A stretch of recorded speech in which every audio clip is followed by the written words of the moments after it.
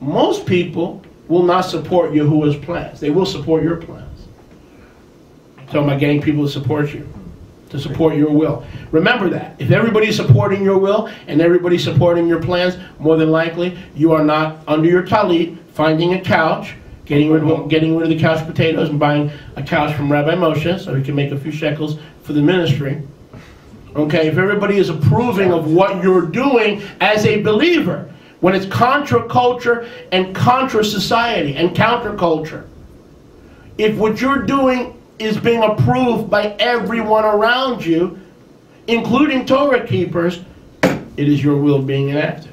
How do I know? One of the ways you know the Father's will, la volonté de Padre, and not your own will is being enacted, is when the opposition is from without and the fears for you are from within. Talk to me now. Okay. What did Rashi say? There are doubts without and fears within. But Yahuwah sent me Titus, a shaliach, a pastor, a rabbi, to comfort me. Okay. So when you're in prayer and everybody's being contrary to what Yahuwah is showing you to do, he will send a Titus and he will send a Timothy into your life in su vida por proclamar and por confirmar and to confirm what he's showing you. There's a Titus coming. There's a Timothy coming. Gotcha. Okay. I'm feeling it. If you stay under your talit, on your couch, and you address him as the patriarch of the universe, meaning patriarchal spirit reigns, matriarchal spirit rebels. Ipso facto, process of elimination. There's the patriarchal spirit and there's the matriarchal spirit. Satan raised up the matriarch Lily to oppose the patriarch Adam. Right off the bat. This is the root of why, if there's CNN, Fox News, Reuters, college football's top 100 coaches voting poll, Hall of Fame balloting, it doesn't matter. Some Republicans, some Democrats, they split on every issue. Gay marriage, lesbian marriage, transgender marriage. Even now George Bush's daughter has come out in favor of lesbian and gay marriage. No problem. But isn't it funny that when it comes to biblical marriage, it doesn't matter if they're Republican, it don't matter if they're Democrat, it don't matter if they're Shinto, it doesn't matter what background, political, social, everybody is opposed to kosher marriage. They're all united against it. Now, they're not opposed to multiple partners because they have open relationships. They're not opposed to multiple partners because they have what? FWB. Just go on Craigslist and you'll know what I'm talking about. Am I speaking what you understand? Am I speaking anybody's language here? What is FWB? Friends with benefits. What's that another way of saying? Open sex. Roommates with sex. You have benefits. There's a more blunt way to say it. So why should they worry about us nut jobs with Torah, with plural marriage, when they can have friends with benefits? Why do it Yahuwah's way and have everybody laugh at you and scout and make fun of you and cast you out as a social outcast and a pervert when you can have friends with benefits? How do we get to that pliable place? How do we get to that pliable place? Through prayer. Through prayer. Right? But we don't allow the matriarchal spirits to control us. Our Father, right away, this template, this outline is wonderful because it recognizes the patriarchy of the universe. Satan's got Lily. She says, I'm gonna be on top. Wow. Adam, Yahuwah has Adam, and Adam says, no, you're not. and what did Yahuwah say to Eve? Even Chava fell into the same spirit of matriarchy. He said, Chava, be careful. Your desire will be to be him, toward him. The Hebrew says toward him, but the actual Hebrew is, the English says toward him, but the actual Hebrew is you're going to want his authority. Yes. Be careful. Walk in the Ruach. Walk in the Spirit. Watch out. Be on guard. Because your desire will be to be Adam. You're going to want to be the patriarch, and you're not. You are the subordinate Isha. You're not a matriarch. You are the subordinate Isha. Be careful. That warning goes unheeded, does it not?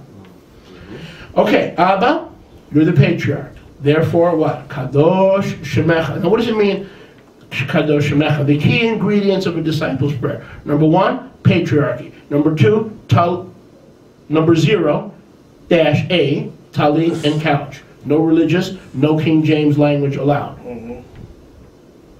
Number 1, patriarchal recognition. Key ingredients of a disciple's prayer. Again, this message, key ingredients of the disciple's prayer, the Talmud's prayer. Number 2, Kadosh Shemecha. That's a recognition that the patriarch has one name. And he wants to be addressed by that one name. It's not a name or a title you could make up. It's not the name or the title that Grandma said he was when he really wasn't that. So how effective is all the prayers that go to God and Lord, los oración en nombre del Señor, en nombre de Dios, not effective. It's not effective. Not effective. They don't recognize his patriarchy, which is why most modern Bibles don't read he gave, he said, he said. Wherever it says he, talking about Yeshua, it puts in it or she. Wow. You know that? Most modern translations today have either it said, or the power said, or she said. They're taking out the patriarchal references to the Father. It's the spirit of this age. These women can't fool me. These women, they may be fooling you. They may be pressuring you, but I trust me, I'm one of the leaders on this issue. You know that. I'm not boasting. You know that. I know exactly what spirit they're coming from, because they think they own property. In the old days, men thought they owned women. In modern days, it's the opposite. So, Yahuwah, that means you know him. What did Yeshua say? What did Yahuwah say in Yeshayahu? My people shall know my name. You want key ingredients to get prayers answered? Number 1, recognize patriarchal living, even if it hurts your idea of what is right and what's not right. Number 2, honor his one and only name. Get his attention. No, it's not just Yahweh. Yahweh. Nope, I reject that too. Our prayer should not be, I'm talking about key ingredients of a disciple's prayer. Amen. Chris, you just came in. I'm talking about key ingredients of a disciple's prayer. It's wrong to pray to Jesus. Jesus and no. Our Abba who art in heaven. Listen for all the sacred name movement. Now, first I offended the Kirky. Now I'm going to offend the sacred name movement. It's wrong to pray to Yahuwah. All right, you feel better now? Did I get your attention? Yes. It's incorrecto a orar a Yahuwah. So you should pray. Or Yahweh, if that makes you feel better. Now do I have your attention? I hope so. Yes. The key ingredients of prayer is a respect for the one true name of Yud-He-Vav-He, Yahuwah, and his patriarchal authority through subordination, which Yeshua himself is submitted to patriarchy, as is his bride, Yeshua. The bride of Yeshua is a female who's supposed to be submitted to patriarchy. What a joke that is. We see how well that's working.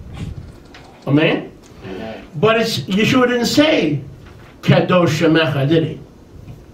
Look at verse 9. Matthew 6:9. He didn't say Kadosh Shemecha. What did he say? Abba Kadosh Shemecha. We are to recognize him as patriarch and then have the freedom and the ingredient of the name. You don't recognize him as patriarch? He's a he, she, or he's a she. Don't waste your time. Close the book. Go join the heathen and pray vain repetitions, because that's what you're about to do. So we don't just pray to Yahuwah. Abba Yahuwah. Abba Yahuwah. We recognize his patriarchy and control of our lives, and then we have the freedom to use his name.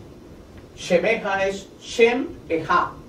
Shem Echad? No. No. That's not what you should. Pero también en hebreo Shemecha es Your name. tu nombre. Yes. También. Yes. Tu nombre. Yeah. But I understand what he's saying. He's going into the sod a little bit. Shemechad. Echad. Echad. Nombre Echad. I understand what he's saying. But it's a remez or sod. Yes. Stay in the beginning now. I mean, Yeah. but Basics. again, we have sacred namers.